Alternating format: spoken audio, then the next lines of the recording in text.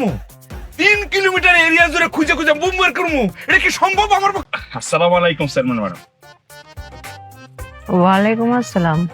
Chairman madam, বুঝলাম না, union পরিষদের ভিতরে না বসে এই জায়গায় বসে রয়েছেন?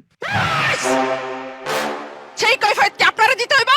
চেয়ারম্যান ম্যাডাম যেখানে বসবে সেটাই হয়েছে গিয়া ইউনিয়ন পরিষদ, অফিস সেটাই হয়েছে বিচারের জায়গা। ঘটনা বোঝা গেছে? না, সেটা ঠিক আছে, মানে এই জায়গায় চেয়ারম্যান ম্যাডাম কেন বসছেন, কারণ তো নিশ্চয়ই একটা আছে। কারণটা কি জানতে পারি আমি? আবার পুনরায় কৈফিয়ত চাই? হোসনার একটু থামো। ম্যাডাম, আমার নাম তো হোসনে আরা না।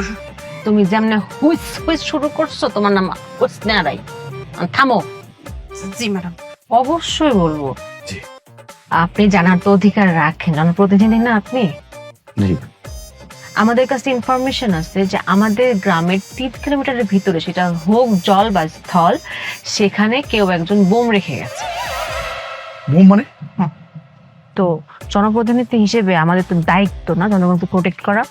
জি জি জি, অবশ্যই অবশ্যই। তো আমার কাছে মনে হয়েছে এই কাজটা করার জন্য একটা বিশ্বাসী, জ্ঞানী, একটা বিচক্ষণ লোক দরকার।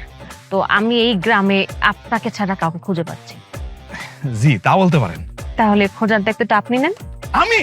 হ্যাঁ, এটা তো আপনাকেই করতে হবে। হাজার হলো